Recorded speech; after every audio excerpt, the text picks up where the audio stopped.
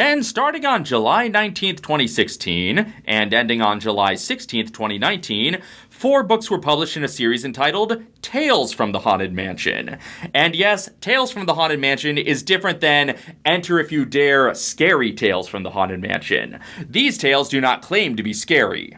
But you know what these tales are? From the Haunted Mansion, more so than these tales. Tales from the Haunted Mansion, Volumes 1 and 2. Transcribed by John Esposito, as told by mansion librarian Amicus Arcane. These books are transcribed by a mortal human writer named John Esposito because they were written by Amicus Arcane, librarian of the Haunted Mansion, who basically serves as the story's version of the Ghost Host. Welcome, foolish listener, to the illustrious library of... well, you know where you are. Allow me to introduce myself. I am your guide, Amicus Arcane, the sole librarian and entrusted keeper of 999 bone-chilling tales. The first book is called The Fearsome Foursome, about a group of kids named Tim, Willa, Noah, and Steve, who bond over their love of scary stories, and they receive a mysterious invitation to the mansion. So they gathered after dark, carting standard storytelling paraphernalia, flashlights, marshmallows, and blankets, and made their way to the unwelcoming wrought iron gate of a sprawling estate. As a mansion adaptation, I knew I was in good hands when we got the first description of the mansion itself, which not only homages the attraction's blend of disparate styles, but finds an in-narrative reason to resemble both coast mansions and reference a foreign spin-off. It was an imposing structure of a time and a place all its own, erected from brick and mortar and a touch of grand imagination. Its very design was a contradiction in styles. Turrets jutted into the clouds like a centuries-old Gothic, while stone columns adorned the entrance like something you'd see in an antebellum manor. What the fearsome foursome couldn't know was that the mansion looked whichever way they thought it should appear, as if it was some kind of phantom manor. Admittedly, some of the prose is a little overwritten, and that's coming from me. It's clearly going for like a Douglas Adams-y, the ships hung in the air much in the same way bricks don't sort of thing, and a lot of it works, but some of it is just a little overdone.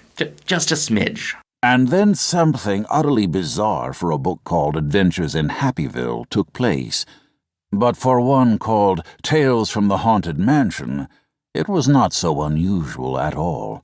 At the start, I thought for a second this book was going to be another characters move through the scenes of the ride in order, since the kids do go to the stretching room. Hey guys, I hate to break it to you. We're not going anywhere. There are no windows and no doors. Panic would have set in had Willa not been leaning against a false wall. Right on cue, it glided open to reveal a secret passageway.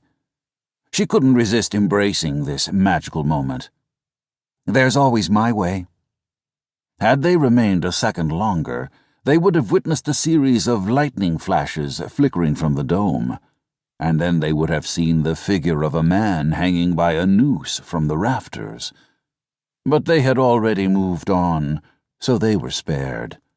Unlike you, foolish listener. But then they get to the library, and the meat of the book begins. The librarian, Amicus Arcane, reads all the kids' scary stories about them. Master Timothy, continued the librarian, are you ready to hear your tale? What do you mean, my tale? The first story is all about you, and that remarkable old glove you found.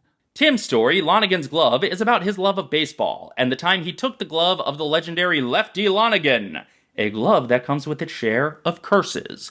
Willa's story, Witchbone, is about her making a wish to bring her dead guinea pig back to life, with dire results. Noah's story, Sea Creatures, is about him mail-ordering some instant sea monsters to prank his awful stepdad, and it goes too far. And Steve's story, The Dare, is about a series of escalating dares that also go too far. Now, like the earlier book, the first 3 stories aren't that mansion-specific, although they pepper in plenty of Disneyland references. Tim found himself standing on a ball field. He located the scoreboard over the right field wall. He could make out some lettering faded from the sun. No, it couldn't be. It wasn't possible. The date said July 17th, 1955. Quick, get to Anaheim so you can stop that one girl from having to make out with Bob Cummings. The dares were usually pretty harmless. So far, no one had gotten into any real trouble, although Andy Kenderson did receive an in-school suspension for picking his nose while placing his lunch order. Andy Kenderson. That one took me a second. Nice reference to Ken Anderson there. There are lots of other characters named after Imagineers, so many in fact that I do not have time to cut them all together. He reached up to detach the safety bar that propped open the lid. Steve got to it first, the genial host. Don't pull down on the safety bar. I will lower it for you.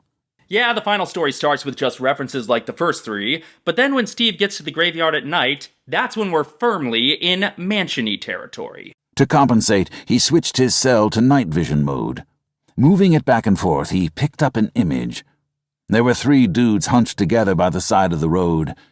Hitchhikers in old-fashioned attire, thumbing for a lift. An unnatural glow pulsated around them.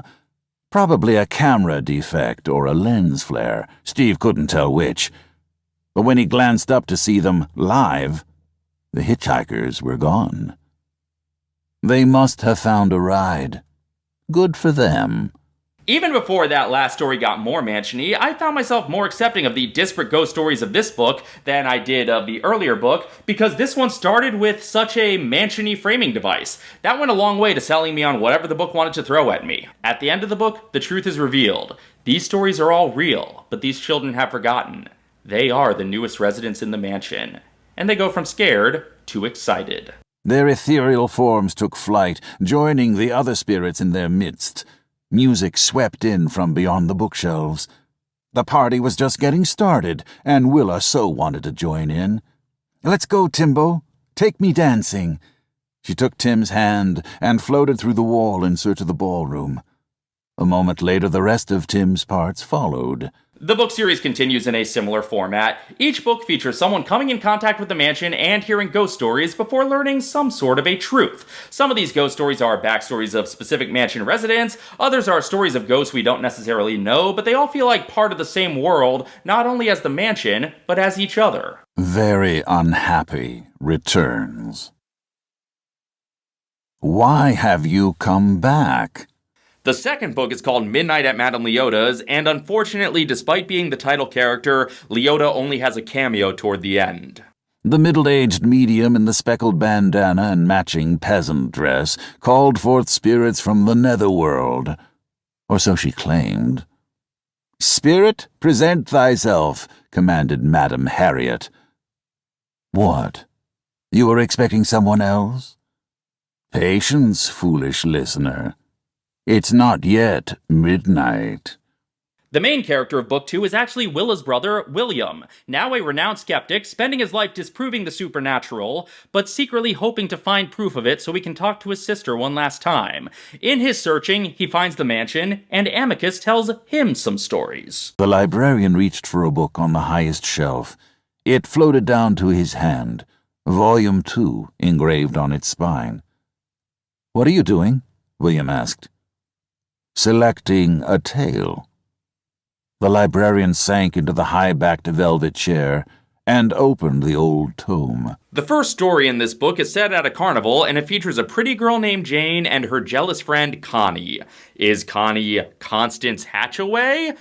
No, she's not. Constance Hatchaway makes a cameo later in this book, but also the ghost of Connie shows up separately, so no, Connie is not Constance. I do like these books, but I guess they had to keep at least one piece of the Haunted Mansion adaptation's legacy of unnecessarily confusing elements. Jane wished only the best for Connie, and Connie wished only the best for Jane. The best demise, that is. It would be perfectly acceptable if Connie's best friend croaked suddenly. Jane was far too gifted, too pretty, too well-liked to live. But being Jane's best friend, Connie sincerely wished Jane's premature departure would be a painless one. Connie and Jane are riding a cheap spook house that bears some resemblance to the mansion attraction, but with what sounds like an 80th of the budget, and Connie decides to make Jane think she's going insane. "It was the mirrors, Janie girl." "What mirrors?" "The mirrors. 100,000 reminders of who I had become.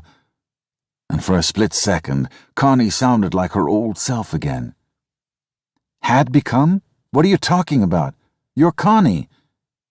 No, Jane. The other voice was back, whispering, hissing, declaring, I'm the ugly one. Okay, I need a Teen Girl Squad overlay for the Haunted Mansion right now. The 4 Gregs are Constance's murdered husbands. You're wasting my time, Mr. Arcane. That story had nothing to do with Madame Leota. Patience, Master William. All will be revealed. In time. I'm ready now. In time, repeated the librarian. The next story involves a kid named Ernie having to learn about his family history to prep for a school cultural festival. A banner featuring that year's International Day theme, It's a Small World, hung from the gymnasium bleachers. You can add the after all part if you like. You know you want to. Ernie was a quarter Romanian on his father's side, so Romania it was, which struck him as a total bummer. Team France was building an Eiffel Tower out of matchsticks. Team China the Great Wall of papier-mâché. Claudia Coates over at Team Caribbean claimed she hailed from pirate stock. In a single sentence, a Claude Coates reference and a Pirates of the Caribbean reference. This author really knows how to squeeze the fan service in. But Romania? What in the world are they famous for? Transylvania, idiot, shouted Vicky Van Sloan from Team Holland. And vampires. I thought vampires lived in the Pacific Northwest. An official Haunted Mansion adaptation made a Twilight joke. What a time to be alive. Ernie crawled along creaky floorboards, passing holiday decorations, until he came upon the wooden crate exactly where he remembered it to be. As far as he could tell, the crate contained nothing of value, just some outdated evening wear, a suit and a cloak, along with a smattering of gray dust at the bottom. But Ernie accidentally brings a vampire back to life. I saw something. Calm down. No, you don't understand. I saw a man climb down the side of the house. He had hands like a lizard and wings like a bat. Because it's midnight! I don't know why this is the book that's bringing out all the Homestar references. I'm not interested in vampires. I only want to hear from a ghost. My sister. After the second story, Billy gets really impatient, so he just starts exploring the mansion himself. After running through the MC Escher room, he finds himself somewhere else. The door flew open, and William barreled through, stumbling headfirst over a stack of metal canisters. Right away he knew what they were. Old movie reels. He had somehow found his way into the mansion's projection booth. Didn't see that on the tour, did you? Well, no, but I assumed the Leota, Constance, and singing bust effects had to come from somewhere. The projector came to life, its take-up reel stubbornly pulling the film through its rusted gears. Arcane, I don't have time to watch a...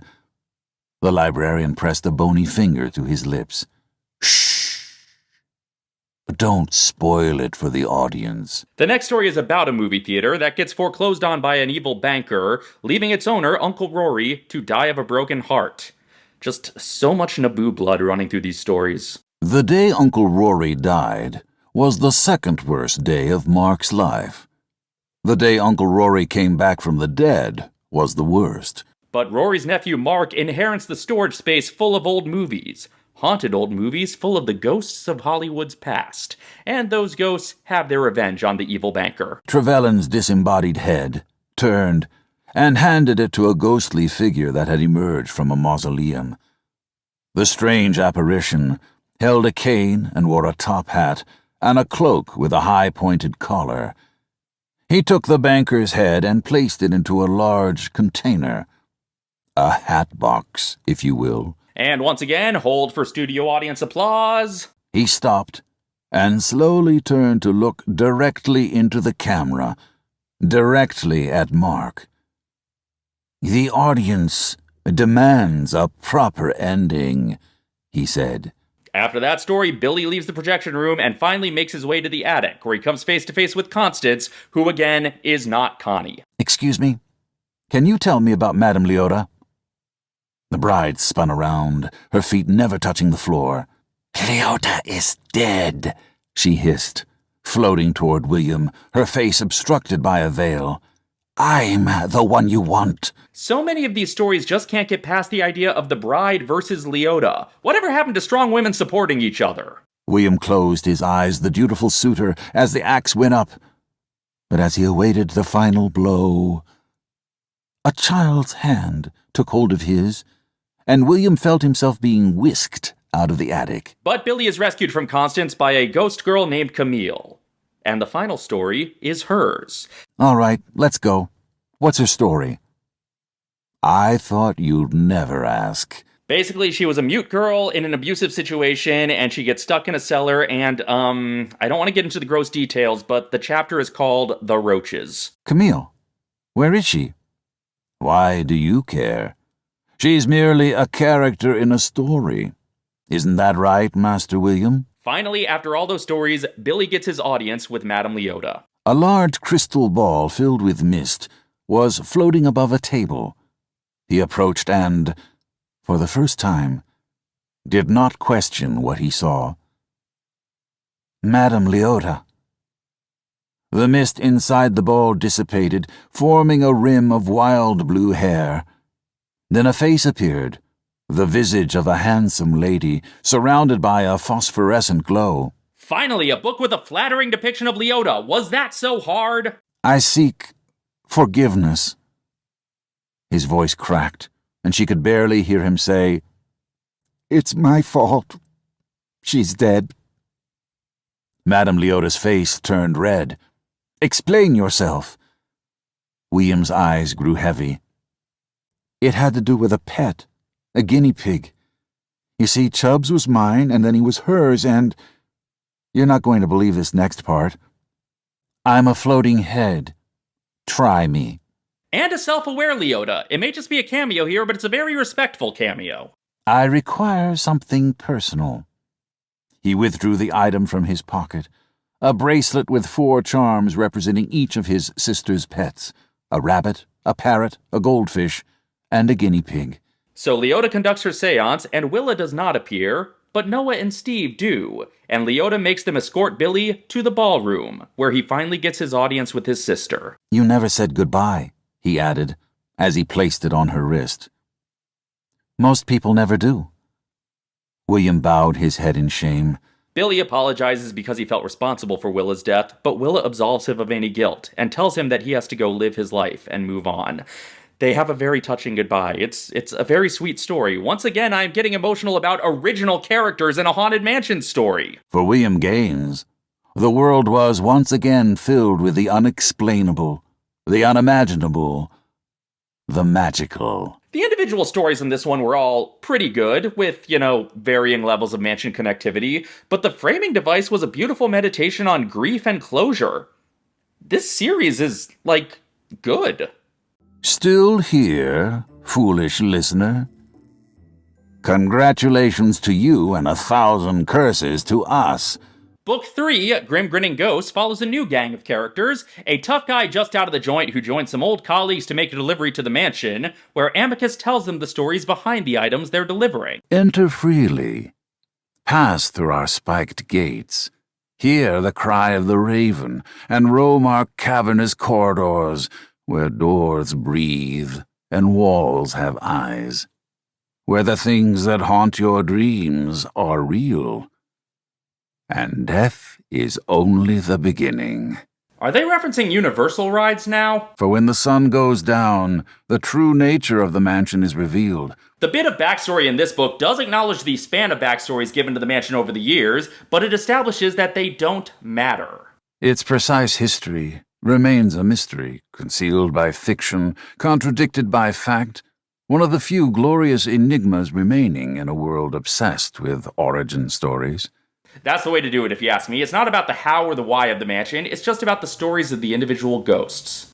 There are some who claim it began as the residence of a certain Lord Gracie, heir to the Gracie fortune, who died under unusual circumstances.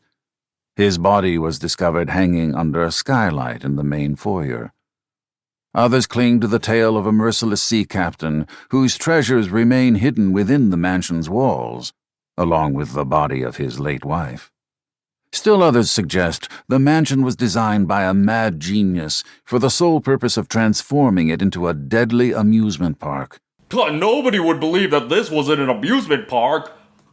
The librarian lowered himself into an antique chair, like he was lowering himself into the grave, and he reached for a hardcover book that had been waiting for him on a music stand. Strange Musicality is about a piano, and more specifically, a piano teacher. The sonata he'd taken credit for had actually been composed by someone else, someone who could no longer defend herself. We'll see about that.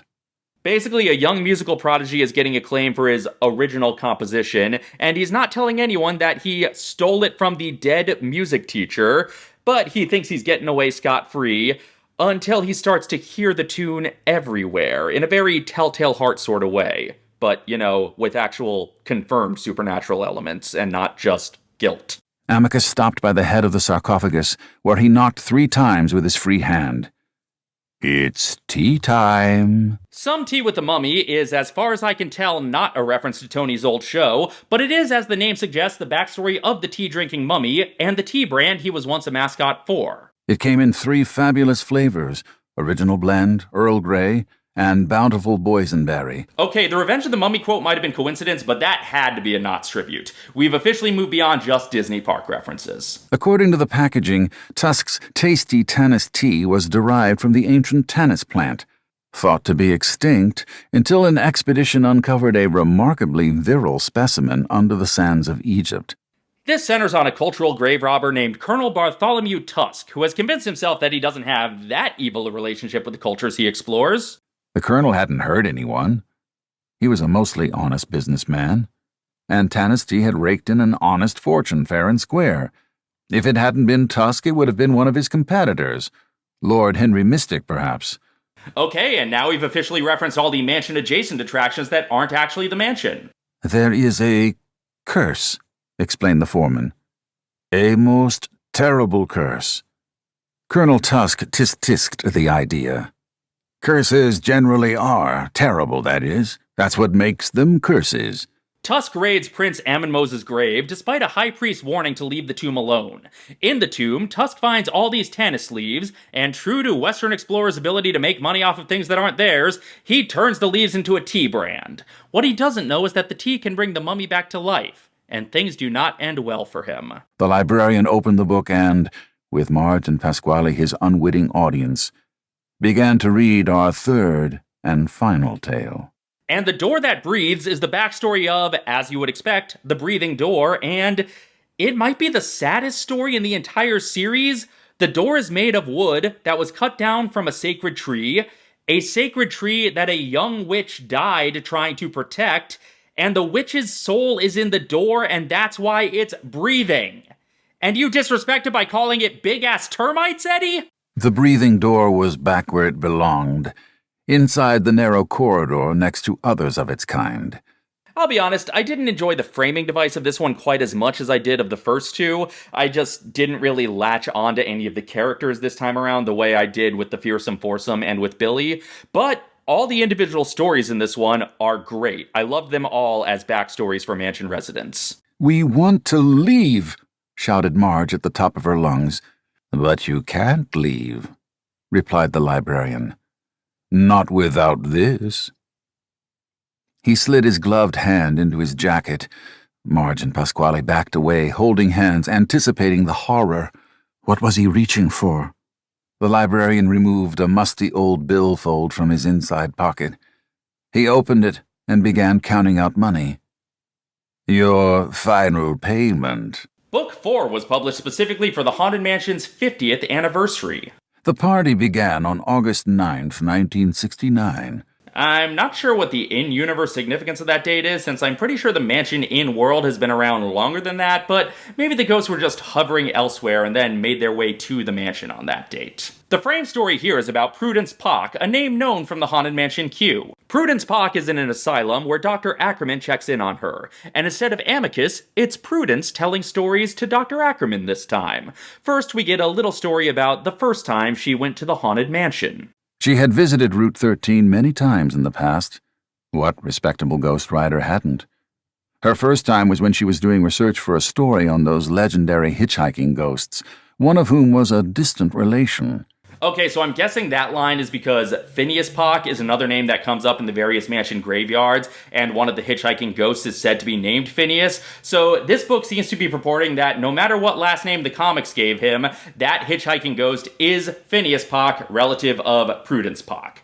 I think that's what's going on here, but either way, I love that even the text of this book continues the mansion's history of providing a playground for fan theories. Instead, Prudence found herself looking into the eyes of a granite angel perched on a pedestal, its wings expanded, its hair seeming to change colors in the moonlight. In the mansion, Prudence meets the ghost of the fearsome foursome, who had inspired her most successful books. "Thanks for keeping our stories alive," said Tim, the one wearing a baseball uniform. "I really like the movie version," added Noah, the chubby one. "Part 1, not so much the other ones." "That kid that got to play me was lame, chimed in Steve, the handsome one. "And whose dumb idea was it to make Willa a boy?" Well, I guess that's the only legitimate time that gender-swapping someone in a horror comedy actually did ruin someone's childhood. Those happy haunts she'd heard about, the hitchhikers and the mummies and the brides with hatchets, they had all materialized. And just so we're clear, the haunts are mostly happy because you're not. Yes, that's it! The sense of humor of the Haunted Mansion is that it is making fun of us, the living. It's not about Eddie Murphy making fun of the mansion, it should be about the mansion making fun of Eddie Murphy. Their talk was intruded on by a long, labored moan, a dispirited plea of gloom. "Cherry! Would you like to hear his tale, Doctor?" So Prudence continues to tell Dr. Ackerman stories about the other residents of the asylum. The first story is called Class Brain, and it's about a young girl who was tasked with bringing a friend's dead brother back to life. A young girl named Shelley. Get it? This is another really sad one. Fueled by blind hatred, the mob began to chant, "Destroy! Destroy! Destroy!" But the creature was not destroyed, and the mob stopped chanting when they heard the screeching tires, followed by a thud. Dr. Ackerman is skeptical about the story until he sees the reanimated creature with his own eyes in another room. So he returns to Prudence to hear the next story, A Pirate's Death for Me. Yeah, this one's got all the Pirates references. Visitors came to Displeasure Island for the pretty views and fine dining, but mostly they came to see the lighthouse, because it was extraordinary. This one's about a greedy kid who finds the secret of Captain Gore's treasure. As far as I know, no connection to Master Gracie this time. But he finds Captain Gore's treasure because of some ghosts, and he sacrifices his friends for the treasure like the twerp he is. They saw the old man's true self. That is, the true self he had corroded into. The lighthouse keeper was half skeleton, half rotted flesh. He wore tattered pirate clothes that hung from his shoulders like shredded rags. JC and Niles were too petrified to move. Yes, one of the friends is named Niles, and it's taking everything in me not to make yet another Frasier joke here. He dropped the lid, no longer interested in gold, and spun around to leave. The small shaft of light from the entrance abruptly disappeared. To his horror, the cave had once again been sealed. No way in, no way out. Or, if you prefer, no windows and no doors. So the poor innocent friends die, but also the twerp gets his comeuppance, so, mixed level of happy ending. Immediately following the tale, Dr. Ackerman excused himself from room 4, saying he had an errand to run. So at this point, Dr. Ackerman wants to see the mansion for himself, so he makes his way to the cemetery, where he's distracted by the headstones. Forgetting where he was, Dr. Ackerman laughed. He laughed because death suddenly seemed less serious. The amusing epitaphs made the inevitable less foreboding, at least momentarily. It's great. It's such a great distillation of what works with the mansion's blending of tones. We go back and forth between the silly and the scary, and each tone leaves you unprepared for the shift to the next tone, making the next tone hit harder. These books really understand the mansion. But then he finds the headstones of the subjects of Prudence's stories, and the headstone of Prudence herself. So Dr. Ackerman returns to hear Prudence's final story, Writer's Block. It's her own story, one that Dr. Ackerman doesn't remember being part of. The story of how, as her biggest fan, he lured her to a chilling challenge. Where are we, Doctor? In the catacombs below my home. The tour starts here. A Vincent Price narration would be most apropos, wouldn't you agree? I mean, maybe if your home was in Paris. The Pit and the Pendulum, exclaimed her tour guide, Dr. Ackerman. I had Poe's ingenious device meticulously recreated down to the most minute detail. And for the first time that evening, Prudence decided that her host was insane. We here at the mansion refer to that as a slow learner. Seeing as they're both such big Poe fans as well, Dr. Ackerman puts Prudence in front of Poe's desk and then Cask of Amontillado her in. She stepped over and gave the bars a tug. The door was locked, and Dr. Ackerman, peering in from the outer corridor, didn't seem to be joking. So Dr. Ackerman kills Prudence, but then when he digs her out, he finds her creepy smiling corpse and realizes that even in death, she's still writing Memento Mori over and over, and that drives him to madness. Yeah, it's one of those stories where the doctor was actually the mad one the whole time. You probably saw that coming, but, it's fun. For 4 glorious years, Doctor, I've been visiting you inside this padded room, repeating the tale of your crimes, watching the sanity drain from your eyes, night after night after night. I'm not going to spoil the very end of the book, but the denouement has a nice bit of full circleness for the entire series of books, a series that I ended up enjoying way more than I expected to. It's like young adult horror fiction. I thought, yeah, these might be cute, but these were really fun, with a nice mythology all its own, piggybacking off of the mansion lore in just a fun, creative way. I really liked these books, and I highly recommend them for any mansion fan. You should pick them up and flip through them because, the text is great, the illustrations are great, but you should also listen to the audiobook because the narration's also great. Just however you want to consume these books, do it as soon as you can because, these books are great. So hurry back, we would like your company.